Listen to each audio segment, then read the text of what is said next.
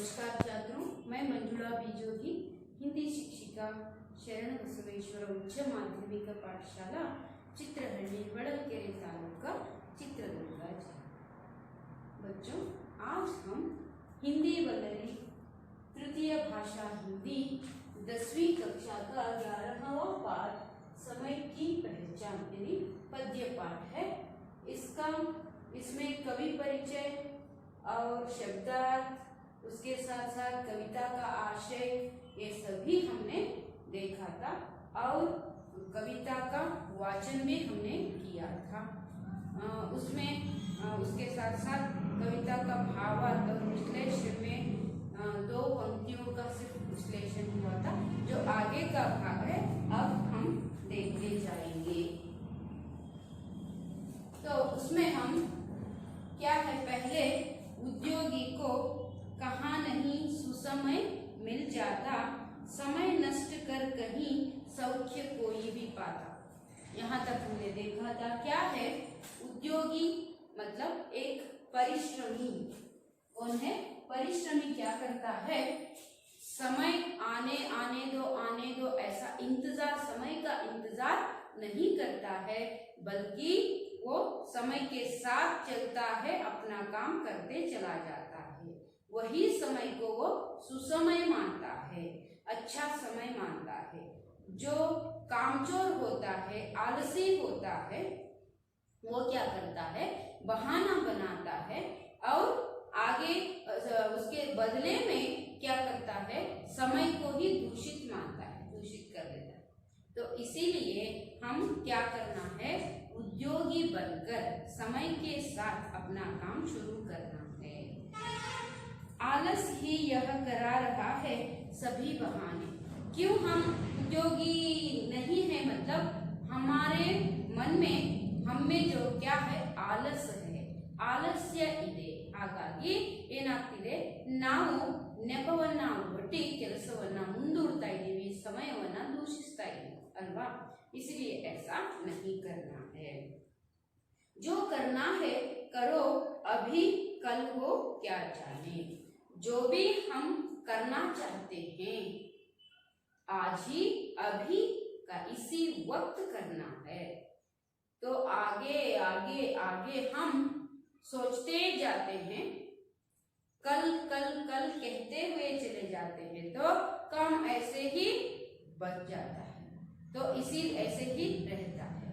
हमें क्या करना है? अभी समय के साथ कामचोर ना होकर अपना काम चलाना है।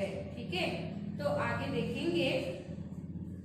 पा सकते फिर नहीं कभी तुम इसको खोके, चाहो तुम क्यों नहीं चक्रवर्ती भी होके।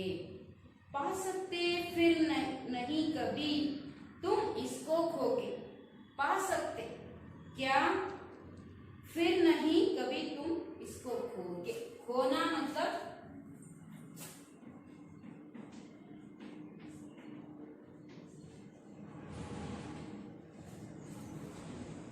ಕಳೆದುಕೊಳ್ಳು।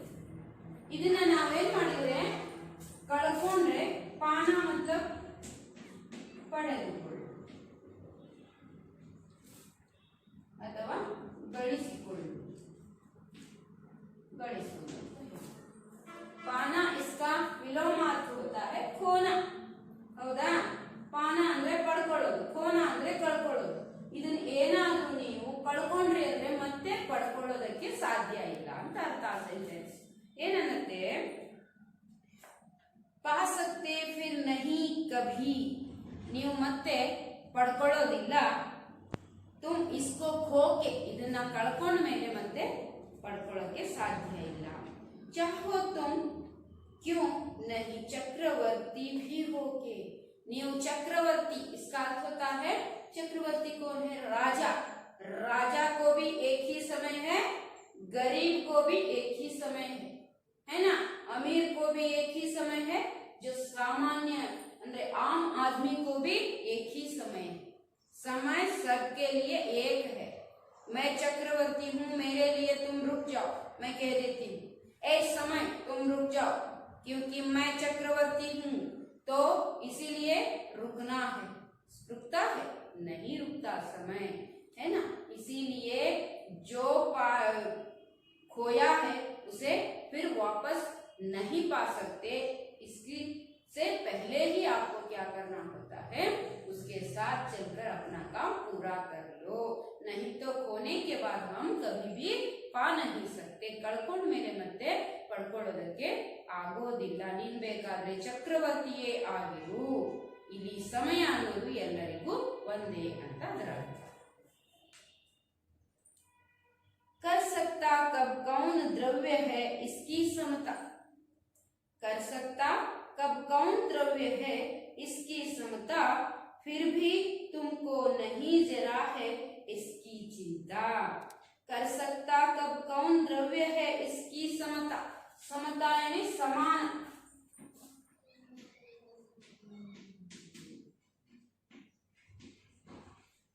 ಸಮಯಕ್ಕೆ ಸರಿಸಮಾನವಾಗಿ ಯಾರು ನಿಲ್ಲಕ್ಕೆ ಸಾಧ್ಯ ಇದೆ? ನೀನು ಬೇಕಾದ್ರೆ ಧನ ಆಗಿರ್ಬೋದು, ದುಡ್ಡು ಆಗಿರ್ಬೋದು, ಯಾವುದು ಕೂಡ ಇದಕ್ಕೆ ಸರಿಸಮಾನ ಅಲ್ಲ ಅಂತ ಅರ್ಥ ಆಯ್ತು. ಹಾಗಾಗಿ ಇದರ ಸರಿಸಮಾನ ಯಾರೂ ಕೂಡ ಇಲ್ಲ. ಇಸ್ಕಿ ಸಮತ, ಇದಕ್ಕೆ ಸಮಾನವಾಗಿ ಯಾರು ಯಾವ ದುಡ್ಡು ಸಹ ಇದರ ಸಮಾನವಾಗಿ ನಿಲ್ಲೋದಕ್ಕೆ ಸಾಧ್ಯವಿಲ್ಲ. ಯಾವುದರ ಸಮಾನವಾಗಿ? ಸಮಯದ ಸರಿಸಮವಾಗಿ ಯಾವುದು ಕೂಡ ದುಡ್ಡಾಗಿರ್ಬೋದು, ಧನ ಆಗಿರ್ಬೋದು, ದೌಲತ್ತಾಗಿರ್ಬೋದು, ಯಾವ ಸಂಪತ್ತು ಕೂಡ ಇದರ ಮುಂದೆ ಸರಿಸಮ ಅಲ್ಲ. ಅದಕ್ಕಿಂತ ದೊಡ್ಡ ಸಂಪತ್ತೇ ಯಾವುದು? ಸಮಯ ಅಂತ. फिर भी तुमको नहीं जरा है इसकी चिंता, ಗೊತ್ತಿದೆ ನಿಮಗೆ, सबको पता है समय भगवान दिया हुआ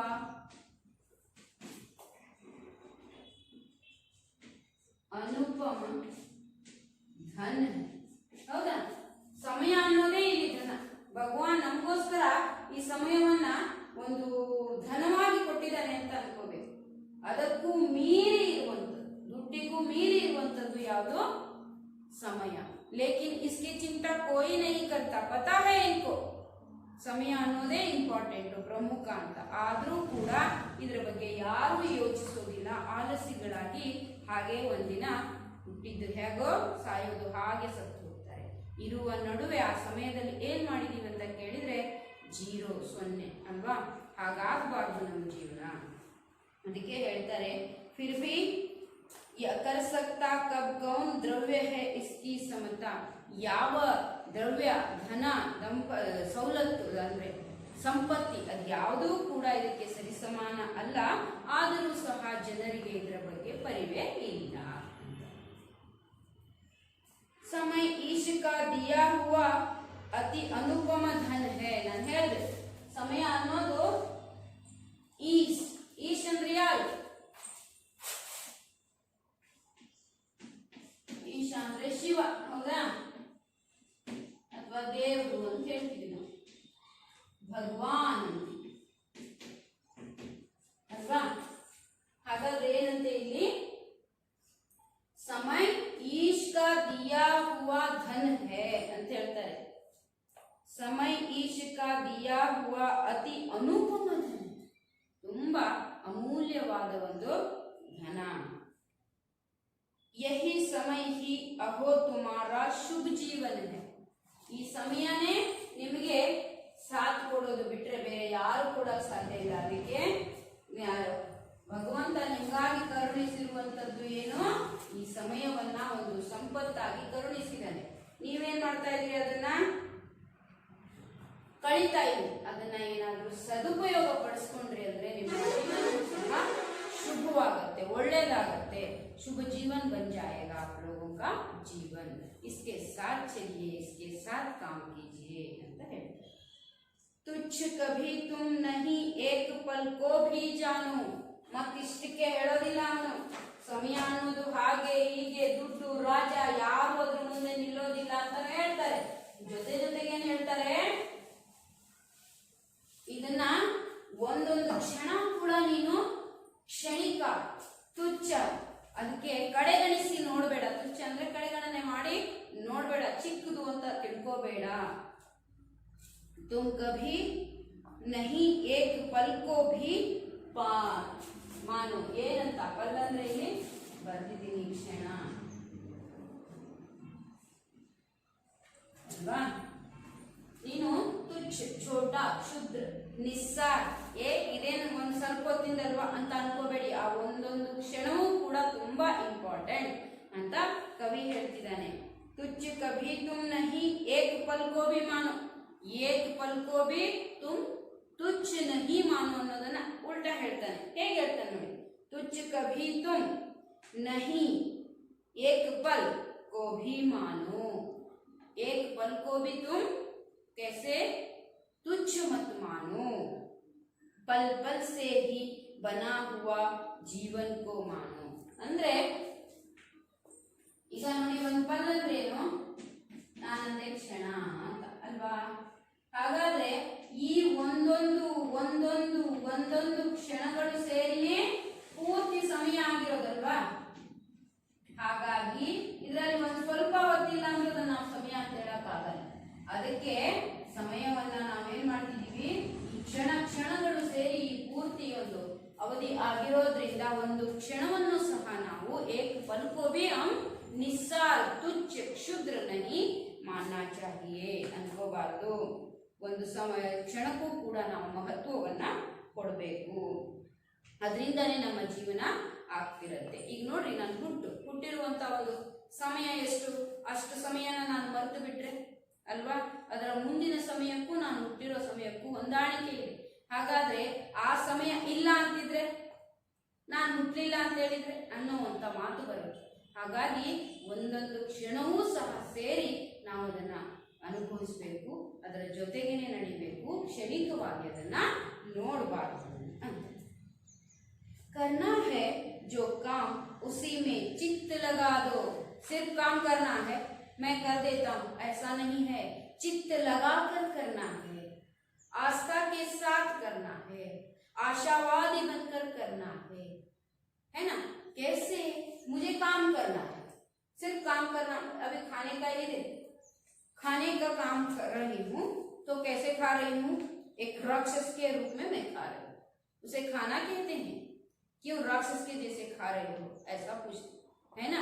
उस खाने को भी आस्वाद करके, है ना, एक एक निवाल को भी, तुत्तु निवाल को भी हम आस्वादित उसका रस ग्रहण करते हुए खाना है. ನೋಡಿ, ನೀವು ಊಟವನ್ನ ನಾವು ಎರಡು ಬಗೆ ಮಾಡ್ತೀವಿ, ನನಗೆ ಗೊತ್ತಿದೆ. ಹೇಗೆ ಊಟ ಮಾಡ್ತೀವಪ್ಪ ಅಂದ್ರೆ, ಒಂದು ಊಟವನ್ನ ಸುಮ್ಮನೆ ಈಗ ಏನೋ ಒಂದು ಸಾಂಬಾರವನ್ನ ಅಂತ ಅಮ್ಮ ಹೇಳಿರ್ತಾರೆ, ಅವಾಗ ಹೋಗಿ ಕುತ್ಕೊಂಡು ಹಸಿವಾಗಿರುತ್ತಲ್ಲ, ಸುಮ್ಮನೆ ತಿಂತೀವಿ, ಬೈಕಂತ ಅದು ಬೇಡ ಆಗಿರುತ್ತೆ ನಮ್ಗೆ ಅಲ್ವಾ. ಅದೇ ಸಾಂಬಾರ್ ಇನ್ನೊಂಥರ ಏನ್ ಮಾಡ್ತೀವಿ, ಅದೇ ಹೋಳಿಗೆ ಊಟ ಮಾಡಿದೀನಿ, ಹೋಳಿಗೆ ಅಡುಗೆ ಮಾಡಿದೀನಿ, ಊಟ ಮಾಡಬಾರಪ್ಪ ಅಂತ ಹೇಳಿದ್ರೆ ಏನ್ ಮಾಡ್ತೀರಾ, ಪಟ ಪಟ ಪಟ ಹೋಗಿ ಕುತ್ಕೊಂಡು ಹಾಕೊಂಡು ತಟ್ಟೆಗೆ ಹಾಕಿ ತುಪ್ಪ ಹಾಕೊಂಡು ಹಾಲು ಮತ್ತೆ ಆ ರಸಾಯನ ಎಲ್ಲ ಮಿಕ್ಸ್ ಮಾಡಿಕೊಂಡು ಏನ್ ಮಾಡ್ತೀರಾ, ಬಾಯಿ ಚಪ್ಪರಿಸುತ್ತ ಊಟ ಮಾಡ್ತೀರಾ. ಅವಾಗ ಏನಾದ್ರು ಹೇಳ್ತೀರಾ, ಅಮ್ಮ ಇದ್ಯಾಕೆ ಮಾಡಿದ್ಯಾ ಹೋಳಿಗೆ ಅಂತ ಹೇಳ್ತೀರಾ? ಇಲ್ಲ. ಹಾಗಾದ್ರೆ ಇಲ್ಲೂ ಊಟ ಮಾಡಿದೀರಾ, ಹೋಳಿಗೆ ಊಟನೂ ಮಾಡಿದ್ರಿ. ಆದ್ರೆ ಅನ್ನ ಸಾಂಬಾರು ಉಂಡಿದ್ದೀರಾ, ಹೋಳಿಗೆ ಊಟನೂ ಮಾಡಿದ್ದೀರಾ. ಹೋಳಿಗೆ ಊಟ ಹೇಗ್ ಮಾಡಿದ್ರಿ? ನಾಲಿಗೆಗೆ ರುಚಿ ಗೊತ್ತಾಗುವ ರೀತಿಯಲ್ಲಿ ಇಡೀ ಮೈ ದೇಹಕ್ಕೆ ಅಂಟುವಂತೆ ಊಟ ಮಾಡಿದ್ರಿ. ಚಪ್ಪರಿಸಿ ಊಟ ಮಾಡೋದು, ನಾಲಿಗೆಯನ್ನ ಚಪ್ಪರಿಸ್ತಾ ತಿಂದಿದ್ದೀರಾ. ಅದೇ ಇಲ್ಲಿ ಯಾವುದೋ ಒಂದು ಮೂಲಂಗಿ ಬೇಳೆ ಸಾರು ಅನ್ನ ಮಾಡಿಟ್ಟಿದ್ದಾರೆ, ಮೂಲಂಗಿ ಸ್ಮೆಲ್ ಅಂದ್ರೆ ಆಗಲ್ಲ ನಿಮ್ಗೆ. ಆ ಟೈಮಲ್ಲಿ ಏನ್ ಮಾಡ್ತೀರಾ, ಊಟ ಮಾಡ್ತೀರಾ, ಹಸಿವೆ ನೀಗಿಸಿಕೊಳ್ಳಲು ಉಣ್ತೀರಾ. ನಾಲಿಗೆಗೂ ನಿಮ್ಮ ಮೈಮನಕ್ಕೂ ಮನಸ್ಸಿಗೂ ಹೊಂದಿಕೆ ಮಾಡಿ ಊಟ ಮಾಡಲ್ಲ, ಸುಮ್ಮನೆ ಊಟ ಮಾಡ್ತಿರ್ತೀರಾ. ಹೊಟ್ಟೆ ತುಂಬಿದ ತಕ್ಷಣ ಕೈ ತೊಳಿತೀರಾ.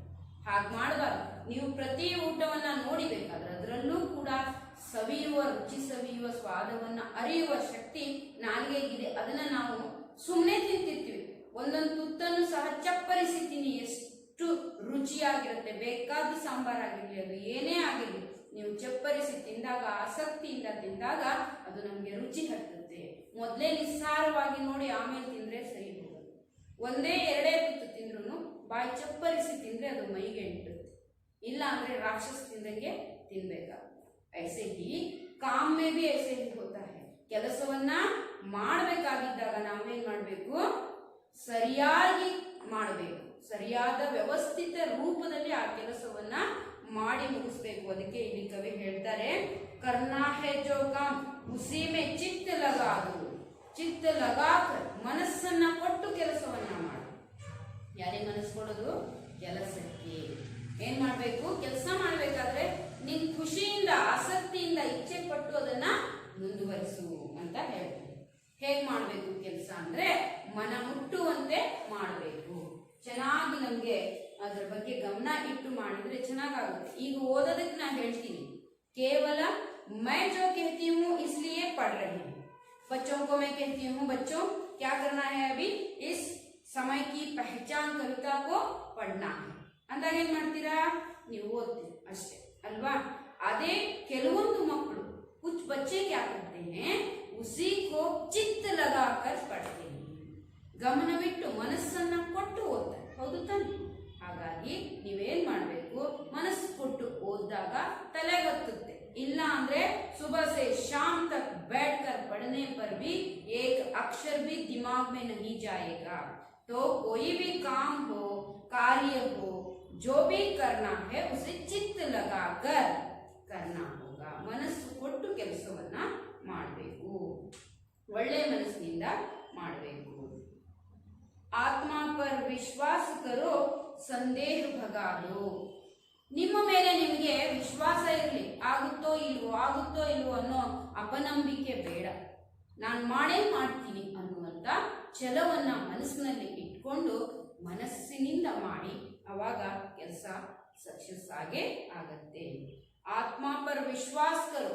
ವಿಶ್ವಾಸ ಅಂತ ಹೇಳಿದ್ರೆ ಭರೋಸಾ, ಯಕೀನ್, ಭರವಸೆ ಇಡ್ರಿ. ನಿಮ್ಮೇಲೆ ನಿಮ್ಗೆ ಭರವಸೆ ಇರ್ಲಿ, ಮಾಡೇ ಮಾಡ್ತೀನಿ ಅನ್ನೋ ಛಲ ನಿಮ್ಮಲ್ಲಿ ಇರಬೇಕು. ಜೊತೆಗೆ ಮನಸ್ಸು ಕೊಟ್ಟು ಕೆಲಸ ಮಾಡಿದ್ರೆ ಹಾಗೆ ಆಗತ್ತೆ ಅದು. ऐसा सुसमय भला और कब तुम पाओगे, ऐसा सुसमय भला और कब तुम पाओगे, है कि नहीं? आप अभी 10वीं कक्षा में पढ़ रहे हैं, ऐसे समय में नहीं मैं अगले साल पढ़ूंगा, अगले साल पढ़ूंगी, चुपचाप बैठ जाती हूँ मैडम, होगा? अगले साल मैं यहाँ पर बिठाने के लिए आपको बुलाऊंगी नहीं, क्योंकि अभी आपका समय है। मुझे ही देख लो, मैं कह देती हूँ, मेरे मन को बोल देती हूँ, मुझे एक बाला के जैसे बनना है, होगा? मैं अभी 10 साल की लड़की के जैसे होना चाहती हूँ, उसके जैसे खेलना चाहती हूँ, हाँ, उसके जैसे सीखना चाहती हूँ। सीख सकते हैं लेकिन उसके जैसे नहीं सीख सकते, है ना? इसीलिए बच्चों क्या करना है, आप लोग अभी आपका समय है. ನಾನು ಅನ್ಕೊಳ್ತೀನಪ್ಪ, ನಾನು ಇನ್ನೂ 10 ವರ್ಷದ ಬಾಲಕಿಯಂತೆ ಇರಬೇಕು ಅಂತ. ಆಗತ್ತಾ? ಆ ವಯಸ್ಸು ಮತ್ತೆ ಬರುತ್ತಾ? ಇಲ್ಲ. ಆ ವಯಸ್ಸಿರುವಾಗ ನಾನು ಆಡದೆ ಇರೋಳು ಈಗ ಬಂದು अब मैं जाकर छोटे बच्चों के जैसे खेलने बैठ जाती हूँ तो क्या करते हैं? पत्थर लेकर पत्थर उठाकर मारते हैं, है ना? इसे क्या हुआ है, दिमाग ठीक नहीं है ना, ऐसा समझते हैं. ಹೌದೋ ಅಲ್ವೋ? ತಲೆ ಸರಿ ಇಲ್ಲ ಅನ್ಸುತ್ತೆ, ಚಿಕ್ಕ ಮಗು ತರ ಆಟ ಆಡ್ತಾ ಕೂತಿದ್ದಾಳಲ್ಲ ಅಂತ ಅಂತಾರೆ. लेकिन उस समय में, उस आयु में आप वो काम करते हैं तो वो सही है. तब नहीं करते, अभी करना है, मेरा मन लग रहा है, ऐसा नहीं. इसीलिए आपका समय अभी है. 10वीं कक्षा को एक अच्छे अंक लेकर पास होने का समय अभी है, सीखने का समय अभी है, सबके साथ मिलजुल कर रहने का समय अभी है. तो हम तब क्या करते हैं, पूरा हमारा मन खो बैठ जाते हैं, खो देते हैं, और बाद में जो पछताते हैं, अंक नहीं मिले, मैं फेल हो गई, तब क्या करती हूँ, तब मुझे पढ़ना था, मेरी सहेली पढ़ती थी, मेरे सभी दोस्त पढ़ते थे, मैंने ऐसे ही वक्त को गंवाया, ऐसा नहीं करना था, वो एहसास हमें हो जाता है. ಹೌದಾ ಅಲ್ವಾ? ಈಗ ನಿಮ್ಮ ಅಂಕಗಳು ಕಡಿಮೆ ಬಂದಿದೆ, ನೀವು ಚೆನ್ನಾಗಿ ಮಾರ್ಕ್ಸ್ ತಗೊಂಡಿಲ್ಲ, ರಿಸಲ್ಟ್ ಶೀಟ್ ಅನ್ನ ನೋಡ್ತಾ ಇದ್ದೀರಾ, ಫಲಿತಾಂಶ ಹೇಗ್ ಬಂದಿದೆ ನಂದು ಅಂತ. जो चित्त लगाकर उद्योगी बनकर यानी परिश्रमी बनकर अपने मन से काम करते हुए विश्वास के साथ जो काम किए होते हैं उनका जो परिणाम, परीक्षा का परिणाम बहुत अच्छा आया हुआ रहता है। लेकिन आप उस समय ऐसे ही आना चले जाना ऐसा करते हैं तो फलितांश के संदर्भ में जो आप देखने के लिए चले जाते हैं तो आपके अंक वहां पर नहीं होते, तब आप पछताते हैं। ನಿಮಗೆ ಅವಾಗ ಅನ್ಸುತ್ತೆ ಅಲ್ವಾ, ಅಯ್ಯೋ ನಾನು ಈ ಸಮಯವನ್ನ ಹಾಳು ಮಾಡಿಕೊಂಡೆ, ನನ್ನ ಸಮಯವನ್ನ ನಷ್ಟ ಮಾಡಿಕೊಂಡೆ, ವ್ಯರ್ಥವಾಗಿ ಕಳೆದೆ, ಅವರು ಸರಿಯಾದ ಸದುಪಯೋಗ ಮಾಡಿಕೊಂಡ್ರು, ಅದಕ್ಕಾಗಿ ಏನಾಯ್ತು ಅವರಿಗೆ ಇಷ್ಟು ಒಳ್ಳೆಯ ಅಂಕಗಳು ಫಲಿತಾಂಶ ಬರೋದಕ್ಕೆ ಅನುಕೂಲ ಆಯಿತು, ಮುಂದಿನ ಜೀವನಕ್ಕೆ ದಾರಿ ಆಯಿತು, ನಾನೇನ್ ಮಾಡ್ತಾ ಇದ್ದೆ ಗೊತ್ತಿಲ್ಲ, ನಾನು ಮಾಡಬೇಕಾಗಿತ್ತು ಅಂತ ಆವಾಗ ಶಿಕ್ಷಕರು, ಮನೆಯ ಅಪ್ಪ ಅಮ್ಮ ಎಲ್ಲಾ ಸದಸ್ಯರು ಕಣ್ಣು ಮುಂದೆ ನೆನಪಿಗೆ ಬರ್ತಾರೆ ಅಲ್ವಾ. ಕಳ್ಕೊಂಡ ಮೇಲೆ ಗಳಿಸೋದು ಆಗೋದಿಲ್ಲ, ಅದಕ್ಕಾಗಿ ಕಳ್ಕೊಳ್ಳೋದರ ಮೊದಲೇನೆ ಅದನ್ನ ಜೋಪಾನವಾಗಿ ಮಾಡ್ಕೊಂಡು ಹೋಗೋದು ತುಂಬಾ ಒಳ್ಳೆಯದು. ಎಷ್ಟು ಸುಂದರವಾಗಿದೆ ಈ ಕವಿತೆ ಅಂದ್ರೆ ಪ್ರತಿಯೊಬ್ಬರಿಗೂ ಸಹ, ಮಕ್ಕಳು ಅಂತ ನಿಮ್ಗೆ ಅಂತ ಹೇಳ್ತಿಲ್ಲ, ಸಮಯ ಅನ್ನೋದು ಎಲ್ಲರಿಗೂ ಒಂದೇ ರೀತಿ. ನಾನು ಹೇಳಿದೆ ರಾಜ ಹೋ ಯಾ ಗರೀಬ್, ರಾಜನೇ ಆಗಿರ್ಲಿ ಬಡವನೇ ದರಿದ್ರನೇ ಆಗಿರ್ಲಿ, ಆದ್ರೆ ಎಲ್ಲರಿಗೂ ಒಂದೇ, ಸಮಯದ ಮುಂದೆ ಯಾವುದೂ ಇಲ್ಲ ಅಲ್ವಾ. ಕ್ಷಣ ಭರ್ में ये ಸೃಷ್ಟಿ ಜೋ ನಾಶ ಹೋ ಸಕ್ತಿ. ನಮಗೆ ಗೊತ್ತಿದೆಯಾ ನಾಳೆ ಹೇಗಿದೆ ಅಂತ ಹೇಳಿ? ನಾಳೆಗಳು ಇದಾವೆ ಅಂತ ಯಾರಿಗೂ ಗೊತ್ತು, ನಾಳೆ ಮಾಡ್ತೀನಿ ಅಂತೀವಿ, ಎಲ್ಲದನ್ನು ನಾವು ನಾಳೆ ನೋಡಿದ್ರಾಯ್ತು ಅನ್ನೋ ಮನಸ್ಸು ಯಾವಾಗ ಆಲಸ್ಯ ಮನಸ್ಸಿನಲ್ಲಿ ತುಂಬಿದವಾಗ. ಹಾಗೆ ಮಾಡಬಾರ್ದು, ಇರೋವಾಗ ಅದೇನು ಮಾಡೋದಿದೆ ಮಾಡಿಬಿಡ್ಬೇಕು ಅಲ್ವಾ. ಹಾಗೇನೆ ऐसा सुसमय भला और कब तुम पाओगे, ऐसा सुसमय, ಇಂಥ ಒಳ್ಳೆಯ ಸಮಯವನ್ನ ಮತ್ತೆ ಯಾವಾಗ ಪಡ್ಕೊಳ್ತೀಯಾ? ಖೋಕರ್ ಪೀಛೆ ಇಸೆ ಸರ್ವತಾ ಪಚ್ತಾವೋಗೆ, ಸರ್ವತಾ ಸದಾ ಕಾಲ ನಿನ್ನ ಜೀವನ ಪೂರ್ತಿ ಕಳ್ಕೊಂಡಿದ್ದೆ, ಆದ್ರೆ ಪಚ್ತಾವೋಗೆ, ಅದನ್ನ ಅನುಭವಿಸ್ತೀಯ. ಹಿಂಗ್ ಮಾಡ್ಕೊಂಡ್ಬಿಟ್ನಲ್ಲ ಅಂತ ನಿನ್ನ ಜೀವನದಲ್ಲಿ ನಿನಗೆ ನೀನೇ ಹೀಗಳ್ಕೊಳ್ತೀಯಾ. ಆಗ ಮಾಡ್ಕೋಬೇಡ, ಈಗ ಸರಿಯಾದ ಸಮಯ ನಿನ್ನ ಕೆಲಸವನ್ನ ನೀನು ಶುರು ಮಾಡು. ನಿಮಗ್ ತಿಳಿಸಿ ಹೇಳಿದೆ ಮತ್ತೆ ಯಾರಿಗೆ ಹೇಳ್ತಾ ಇರ್ತವೆ ಅಲ್ವಾ. ಈಗ ಸರಿಯಾಗಿ ನೀವು ಬದಲಾಗುವ ಒಂದು ಸುವರ್ಣ ಕಾಲ ಅಂತ ಹೇಳ್ಬೋದು, ಬಂಗಾರದ ಒಂದು ಸಮಯ ಇದು ಅಂತ ಹೇಳ್ಬೋದು. ನಿಮ್ಮ ಬಾಳನ್ನ ಬಂಗಾರವಾಗಿಸಿಕೊಳ್ಳಲು, अपने जीवन को सुनहरे जीवन बनाने के लिए अभी ये वक्त क्या है, सोने के जैसा है. ಹೌದಾ? ಹಾಗಾಗಿ ಮಕ್ಕಳೇ ಇದನ್ನ ವ್ಯರ್ಥವಾಗಿ ಕಳಿಬೇಡಿ, ಇದರ ಸದುಪಯೋಗವನ್ನ ಪಡ್ಕೊಳ್ಳಿ. ಆಮೇಲೆ ನನ್ಗೆ ಗೊತ್ತೇ ಇದೆ ಮಿಸ್ ಹಿಂಗಾಗೋಯ್ತು, ನಾನು ಓದಿದ್ದಿದ್ರೆ ಅಂತ ಎಲ್ಲಾ ಮಕ್ಕಳು ರಿಸಲ್ಟ್ ಬಂದ್ಮೇಲೆ ಹೇಳೋದೇನು ಗೊತ್ತಾ?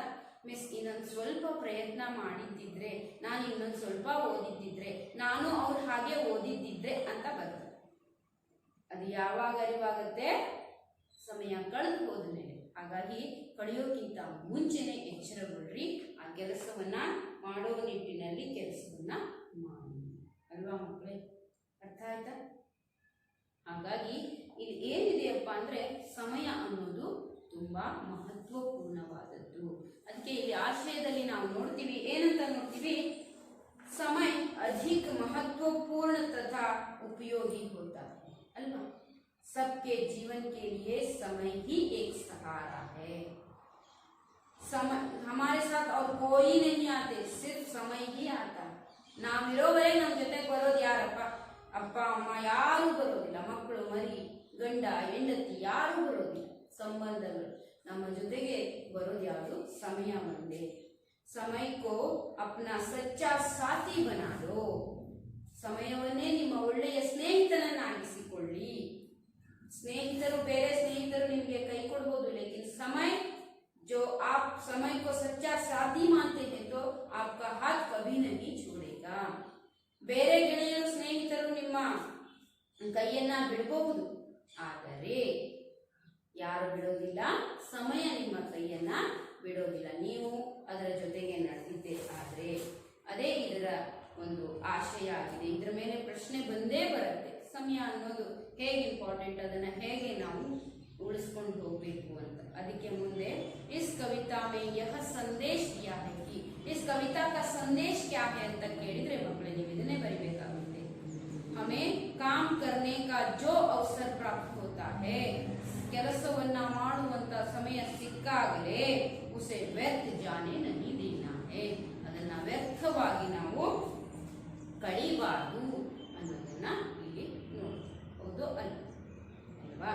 ಹಾಗಾಗಿ ನಾವೇನ್ ಮಾಡಬೇಕು, ಸಮಯದ ಜೊತೆಗೆ ನಡಿಬೇಕು. ಸಮಯಕ್ಕೆ ಸಾಥ್ ಚಲನಾ ಹೈ. ಇಲ್ಲಿ ಕೆಲವೊಂದು ಶಬ್ದಗಳನ್ನ ನಾವು ನೋಡಿದೀವಿ. ಯಾವ್ಯಾವುದು? ಇಷ್ಟು ಶಬ್ದಗಳಿದಾವೆ. ಅದರಲ್ಲಿ ನೀವು ಒಂದನ್ನು ಕೂಡ ಮರಿದೆ ನೀಟಾಗಿ ನೆನಪಲ್ಲಿಟ್ಕೊಳ್ಳಿ. ಬಹಾನ ಅಂದ್ರೆ ನೆಪ, ದ್ರವ್ಯ ಅಂದ್ರೆ ದುಡ್ಡು, ಅನುಪಮ್ ಅಂದ್ರೆ ಅನೋಖ, ತುಚ್ಚಿಯಾಗಿ ಸ್ವಲ್ಪ ಕೆಳಮಟ್ಟ ಅಂತ ನೋಡಬಾರ್ದು, ಕ್ಷಣಿಕವಾಗಿ ನೋಡಬಾರ್ದು. इसके बाद ಪಲ್ ಅಂದ್ರೆ ಕ್ಷಣ. ಈ ಎಲ್ಲ ಅಂಶಗಳನ್ನ ನಾವು ಈ ಸಮಯ ಕಿ ಪಹಚಾನ್ ಅನ್ನೋ ಕವಿತೆಯಲ್ಲಿ ನೋಡ್ಕೊಳ್ತಾ ಬಂದ್ವಿ ಅಲ್ವಾ? ಇಲ್ಲಿ ಕೆಲವೊಂದು ಪ್ರಶ್ನೆಗಳಿದಾವೆ, ಅವುಗಳನ್ನ ನಾವು ಮುಂದಿನ ಅವಧಿಯಲ್ಲಿ ನೋಡ್ತಾ ಹೋಗೋಣ. कवि के अनुसार मनुष्य को सुख कब नहीं मिलता ಅಂತ ಕೊಟ್ಟಿದ್ದಾರೆ. ಬಹಾನೆ बनाने का प्रमुख कारण क्या है? ನೆಪ ಮಾಡುವ ಪ್ರಮುಖ ಕಾರಣ ಏನಂದ್ರೆ ಆಲಸ್ಯ ಅಂತ ಬರೀಬೇಕಾಗುತ್ತೆ.